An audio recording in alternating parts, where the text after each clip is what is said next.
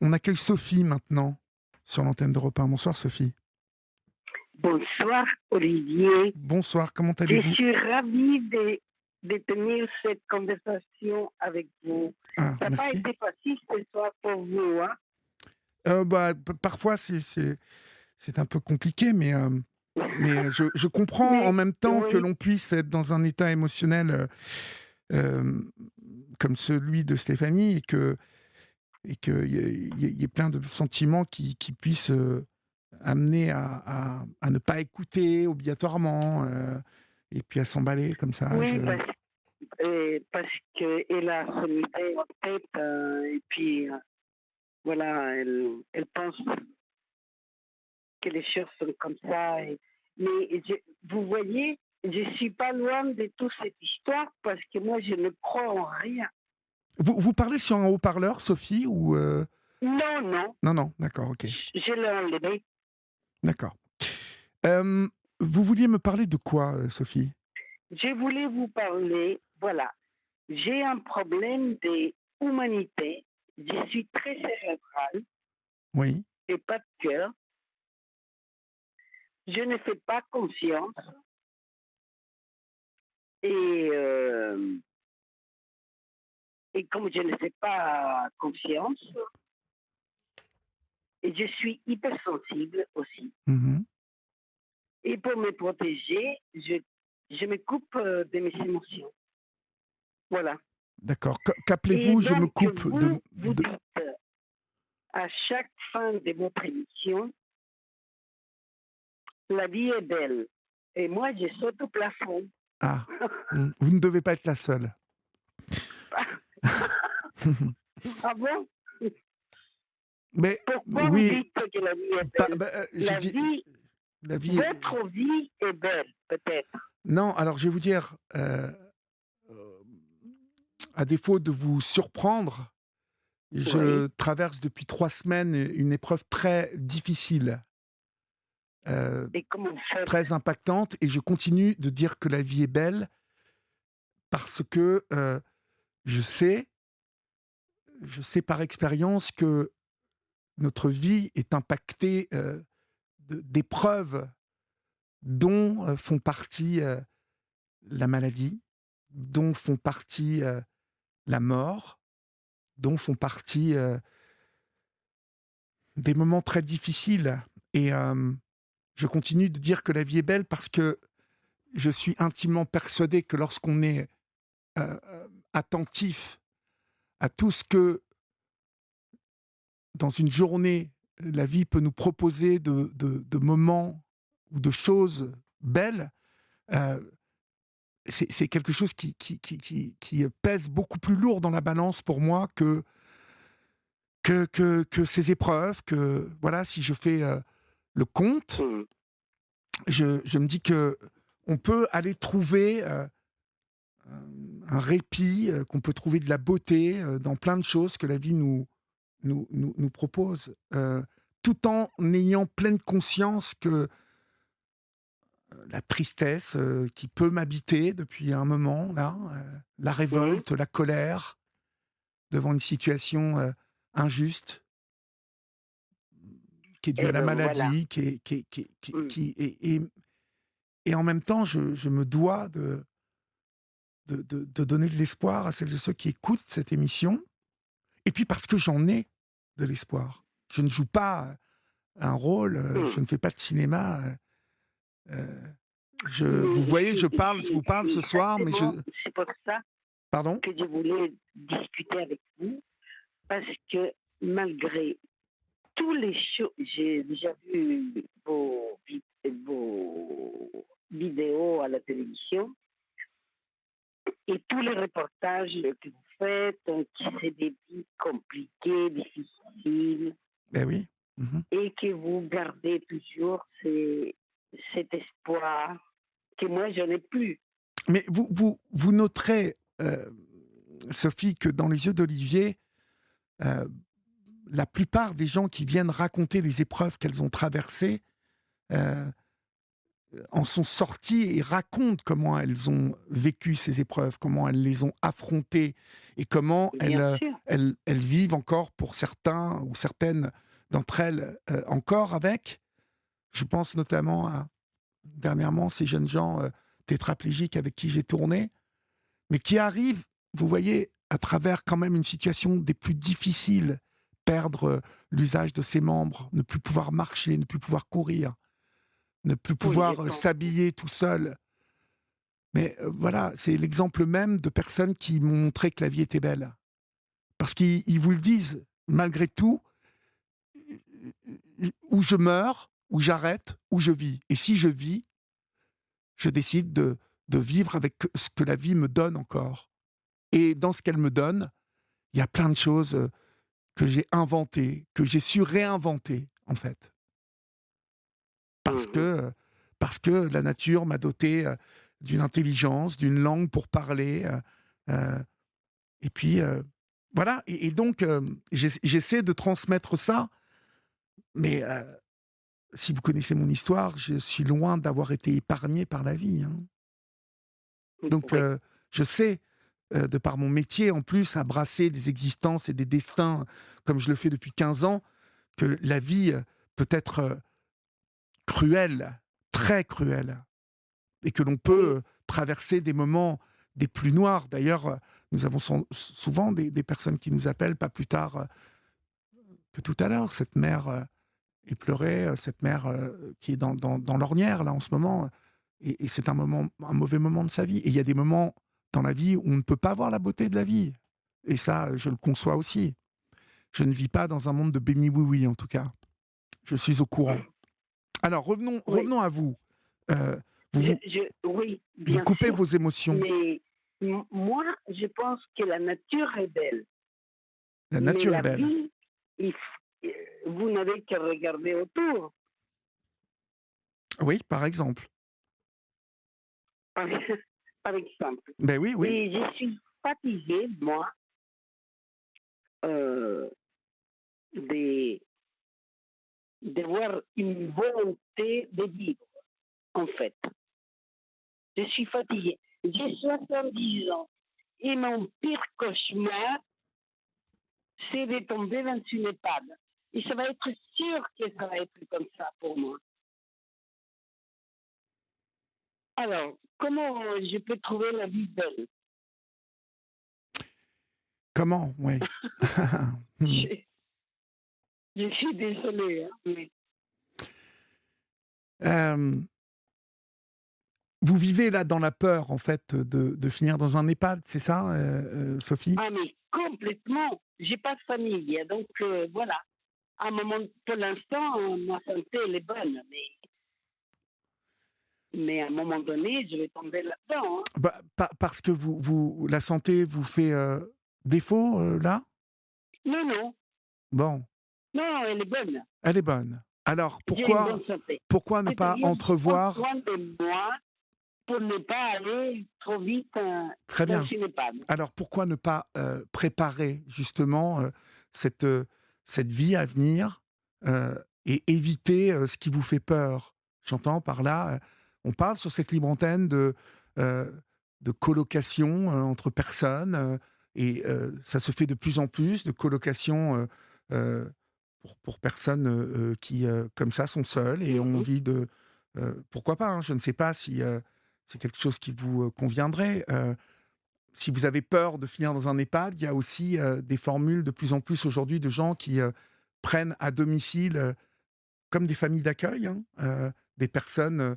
Mais vous avez 70 ans, vous êtes en pleine forme, vous me dites. Donc l'EHPAD, c'est pas pour Oui. demain, Sophie.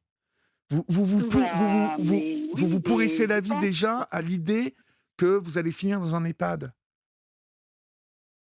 exactement.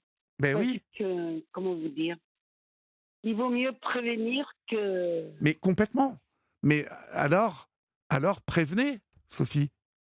Prévenez et votre volonté n'est de ne pas finir dans un EHPAD. D'abord, on n'est pas obligé de finir dans un EHPAD, mais bon, vous avez raison de dire que si vous êtes toute seule, sans famille, euh, Oui, oui, il arrivera un moment, mais peut-être vous aurez 95 ans, ou vous aurez peut-être 100 ans, Et oui, ça peut finir comme ça et vous avez cette peur, mais je crois que quand on se met à penser à ça, on a tous peur de ça. Tous.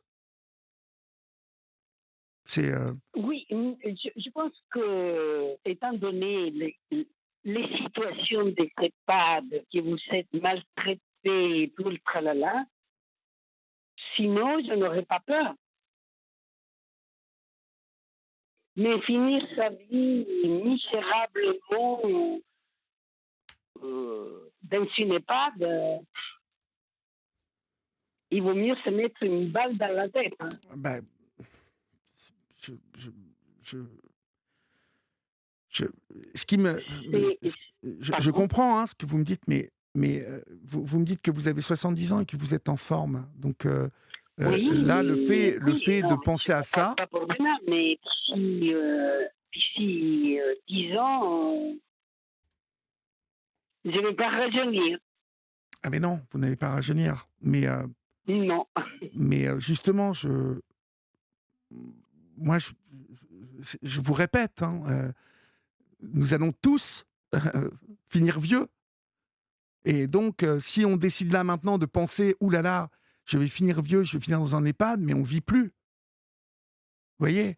Donc, si vraiment cette pensée vous obsède et vous empêche de vivre, anticipez. Vous m'avez venir prévenir, c'est guérir, vous m'avez dit tout à l'heure. Oui. Alors prévenez, Sophie. Mmh. Faites les démarches, cherchez, quelle formule vous conviendrait le mieux.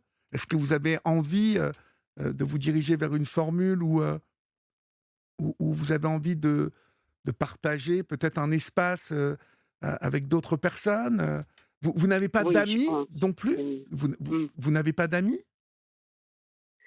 Si, quelques-uns, oui. Oui, vous en parlez avec eux de ça. Non, parce qu'ils sont bien plus jeunes que moi. D'accord. Vous devriez en parler quand même. Les amis, c'est fait pour partager ce genre de pensées aussi. On a le droit de partager ses peurs avec ses amis. C'est un peu fait pour ça aussi, les amis. Vous savez, les pensées que vous avez là, elles m'ont déjà traversé. Hein, mais bon, parce que on y pense. Le temps passe, on vieillit, et puis on se dit, bah, mais alors moi, un jour, moi aussi, quand je parle avec quelqu'un qui m'appelle d'un EHPAD, par exemple, c'est déjà arrivé, et qui me dit que dans cet EHPAD, il est maltraité, que personne ne le défend, qu'il est seul, que ça me renvoie à quelque chose, moi aussi. Je me dis, Mmh. ça pourrait arriver, ça, en fait. Euh, mais donc, prévenir, c'est guérir, vous l'avez dit tout à l'heure. Oui. Il faut essayer d'anticiper les choses qui peuvent comme ça nous empêcher à un moment d'avancer qui nous sidèrent un peu et qui nous immobilisent dans la peur. Euh, Tant qu'on a les moyens de prévenir, il faut le faire. Il faut anticiper. Et je sais que ça n'est pas obligatoirement évident, hein, mais, mais moi, c'est ce que je vous conseille. Parce Oui. qu'en plus, c'est Oui. pas bon de penser comme ça. Vous voyez? C'est pas bon de penser.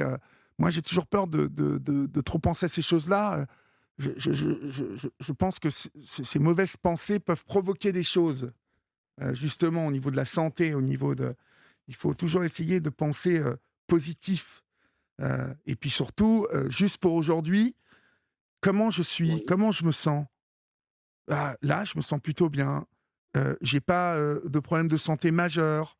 Euh, alors, justement, toutes les conditions sont réunies pour que je pose deux, trois actes, que j'agisse et que j'aille dans une construction de quelque chose qui va me faciliter peut-être l'avenir. Donc voilà, il y a Mmh. aujourd'hui, vous savez, il y a aujourd'hui plein de gens qui ont ces peurs-là et qui bougent par rapport à ça, qui proposent des colocations, je vous l'ai dit tout à l'heure.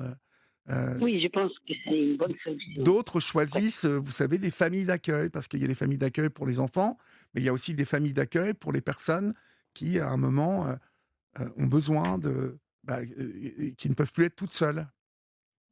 Donc voilà, si cette pensée vous fait peur, je vous engage vraiment à à construire un projet. Mmh. D'accord, Sophie?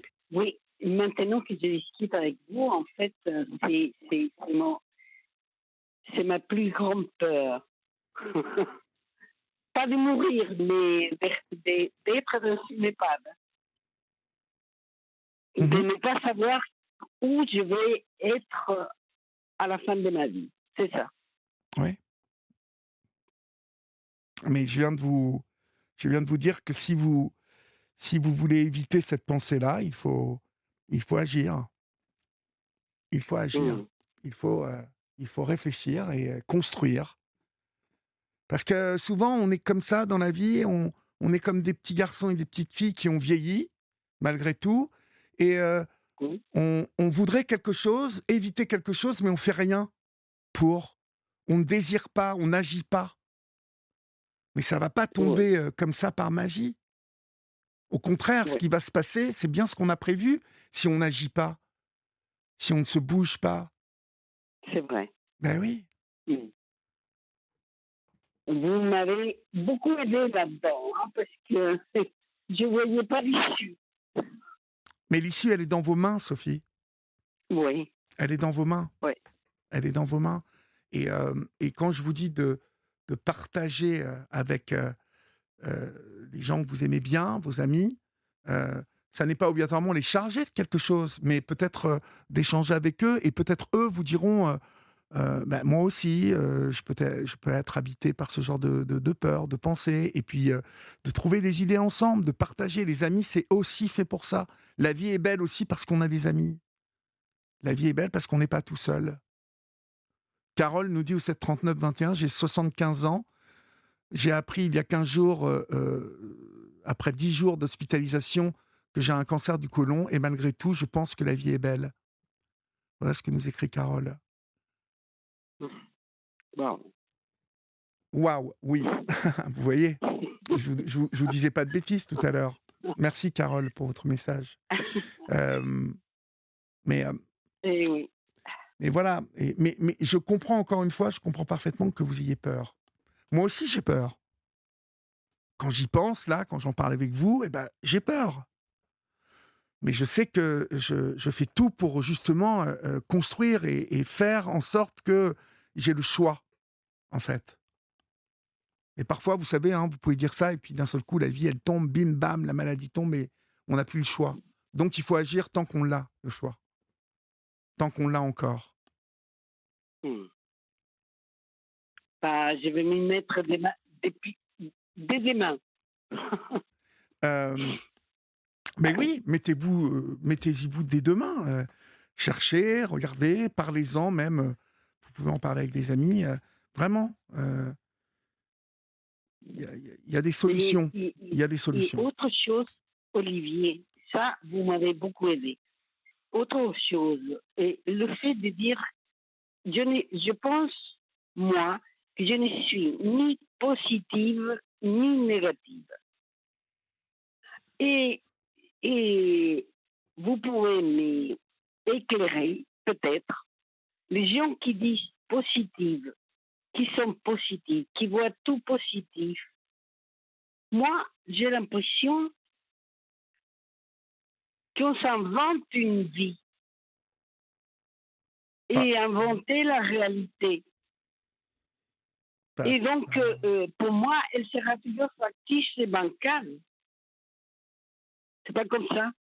bah, il y a moi, je connais des gens extrêmement positifs, heu, j'ai pas l'impression qu'ils s'inventent, une vie. Il y en a, hein, bien sûr, il y en a qui sont faussement positifs, et qui, mais bon, je les détecte assez, rapidement. Hem, je pense que les gens qui sont faussement positifs, c'est très compliqué d'être, faussement positif. Il y a bien un moment où, il y a un truc qui sonne, faux. Mais autrement, je connais des gens oui, qui sont plutôt, heu, positifs, qui voient, plus le verre plein, que le verre vide. Hem, Oui. voilà, c'est une nature ça. Vous savez, j'ai pas la science infuse moi, je suis pas magicien, hein. Non, je sais. Je connais des gens dont la nature est une nature positive et puis bah, d'autres qui voient tout en noir. Et ça, c'est une question de nature. Vous, si vous n'êtes ni positif ni négatif, c'est déjà une chance. Vous n'êtes pas embêté comme ça. Vous voyez? Déjà, Eh ben, c'est un peu c'est la ce que je Suisse. pense, Vous êtes moi, oui. neutre. Vous êtes neutre. Et oui. Et puis, je pense que je regarde la vie, comment dire, euh, avec les yeux bien ouverts. Oui. Ça veut dire que vous regardez la vie et que la vie est dure. Et que plus Ah, on mais avance complètement. plus on avance, plus on vieillit, plus elle est dure. C'est ça que vous voulez dire? Oui. Mmh. Oui. C'est-à-dire que pour moi, un positif, moi, je connais pas les positifs, hein. Des très positifs comme ça, non. En général, pour rencontrer des gens qui sont toujours en train de se plaindre. Ouais, mais il y a beaucoup ouais. Mais, comment dire, je, je suis persuadée que la positivité de quelqu'un vient depuis toute petite, de son enfance, sécure, avec beaucoup d'amour. Ça, c'est des gens qui ont une confiance dans la vie. Mais ceux qui ont manqué de tout ça, on n'a plus de confiance. Ouais, mais j'entends Sophie, j'entends. Mais, il y a toujours des gens qui se plaignent, il y en aura toujours qui seront heureux, il y en aura toujours d'autres qui seront pas heureux, vous avez 70 ans, vous en avez croisé des gens depuis, hein? Mais des tonnes. Oui. Et ouais. Mais bon, moi, ce que j'ai remarqué en général, c'est qu'on s'y fait à tout. Bah, oui, vous voyez donc? Mais est-ce que c'est la possibilité d'être positif? De se faire à tout, C'est c'est un peu accepter. positif, oui. Mais il faut accepter. Mais, mais jusqu'à quand? Voilà, on en revient à vous êtes, c'est la frustration que votre problème, Sophie. C'est que Oui. vous voulez tout savoir tout de suite, qu'est-ce qui va se passer? Heu, vous voudriez avoir réponse à tout, mais on va prendre Lionel au téléphone qui voulait réagir à ce que vous disiez ou ce que je disais. Ok. Bonsoir Lionel. Bonsoir. Bonsoir, vous vouliez réagir? Oui, par rapport à Sophie, que j'entends là, qui craint. Attendez, il faut que j'atteigne la radio là. Bah, éteignez Oui, la radio. voilà. Oui, donc je disais que, en fait, il y a Sophie qui est terrorisée par l'histoire de finir en EHPAD. Mmh. Elle vous écoute. Et oui, et en fait, bon, moi, il se trouve que moi j'ai 61 ans. Oui. Et puis, il se trouve que depuis 4 ans, je m'occupe de mes parents. Mon père est décédé d'ailleurs dernièrement en décembre. Là. Mmh. Et j'ai encore ma mère et je m'occupe de ma mère, donc qui a 80 ans, elle, euh, à la maison. Je fais l'aide-soignant, je fais les courses informatiques, les papiers, enfin tout ce qu'elle peut plus faire, quoi, en fait. Mmh. Et donc je voulais dire à Sophie que bon, vous Olivier, vous avez dit qu'elle s'adresse à ses amis, etc. Et ça c'est vrai, ça c'est une chose que je lui aurais dit également. Mais par contre, j'ai cru comprendre que elle ne croyait plus en rien, là, qu'elle n'avait plus confiance en personne, etc., etc., etc. C'est Alors vrai. moi, oui, alors moi je suis passé par là. Ah bon? Je suis passé par là, oui. Moi non plus, je ne crois pas, très honnêtement, je ne crois pas dans les EHPAD, hein, pour les mêmes raisons que Sophie d'ailleurs.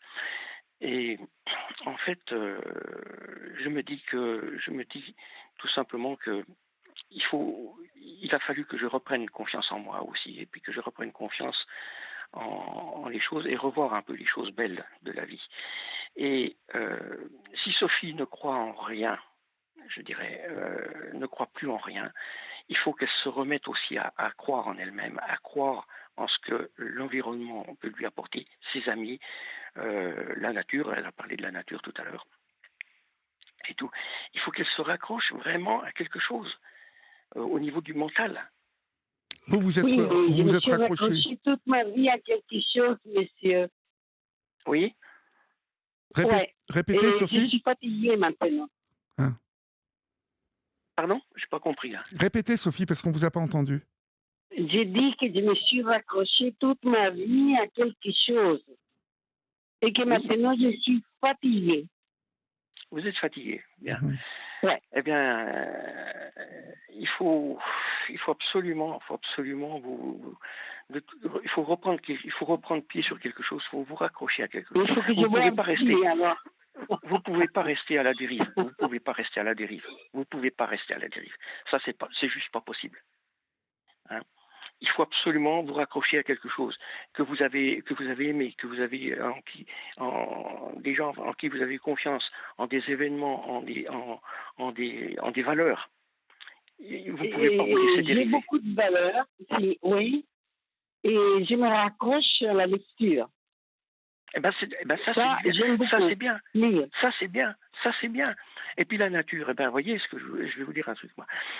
La nature, bon, vous êtes mobile, vous êtes autonome. Ah oui, elle est en pleine forme. Complètement, oui. Bon, donc vous pouvez sortir dehors, aller vous balader, etc., etc. Oui, ça, je le fais, et bien Bon. sûr. Donc, eh bien, ça, il faut le faire. Et puis là, je vais vous dire un truc. Là, vous vous posez sur un banc dans un parc, là où il y a de la nature, là où vous aimez être. Hein, et là, vous fermez les yeux, vous respirez profondément, vous écoutez les oiseaux, vous écoutez la rivière, vous écoutez tout ça. Vous voyez, ça, c'est des choses à laquelle il faut s'accrocher. Il faut vous laisser pénétrer par ça. Il faut vous laisser pénétrer par ça. Hein, et ça va vous redonner de l'oxygène partout dans le corps. Ça va vous redonner, je dirais, des valeurs auxquelles vous raccrochez. Et ça va vous stimuler au niveau biologique, au niveau physique.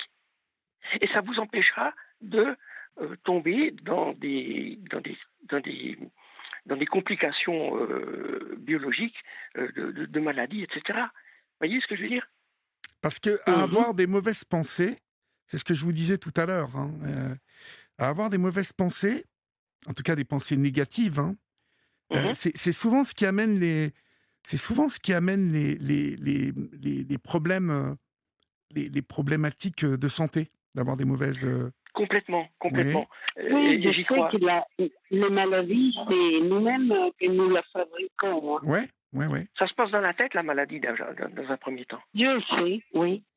D'accord, hein, et de communier avec la nature que visiblement vous aimez,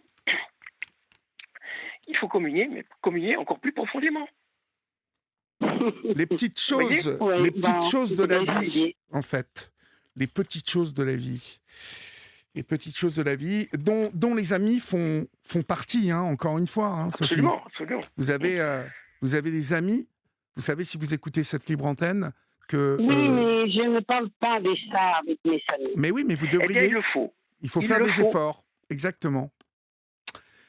Je vais être obligé de vous quitter l'un comme l'autre, chers amis Lionel et Sophie. Merci beaucoup à vous pour cette discussion. C'était on n'a pas coupé les cheveux en quatre, comme Sarah le dit ce soir. Moi, je trouve que ça a été assez constructif. Ce sont des discussions. Ce sont des discussions métaphysiques un peu que nous avons eues ce soir, et tant mieux. Je vous embrasse. Passez un bon week-end. Profitez de toutes celles et ceux que vous aimez, des amis, tiens, aussi. Et puis, n'oubliez pas, je le dis souvent, la vie est belle, et même si parfois elle est cruelle, je vous jure que, à bien y regarder, on peut toujours y puiser quelque chose qui va, pour un moment, et peut-être un court instant, nous faire respirer et nous donner un peu d'espoir. N'oubliez pas que les programmes d'Europe 1 continuent tous le week-end. Je vais vous laisser avec Marlène qui va vous accompagner déjà pour cette nuit. Prenez soin de vous et puis on se retrouve dès lundi et puis un bon week-end avec Valérie Darmon. Je vous embrasse, salut. Vous souhaitez écouter encore plus de témoignages riches et bouleversants? Retrouvez-moi chaque semaine dans le podcast Dans les yeux d'Olivier. Je pars à la rencontre d'hommes et de femmes aux vies extraordinaires qui ont accepté de me confier leurs histoires les plus intimes. Un podcast gratuit disponible sur toutes les plateformes d'écoute. Alors je vous dis à très bientôt.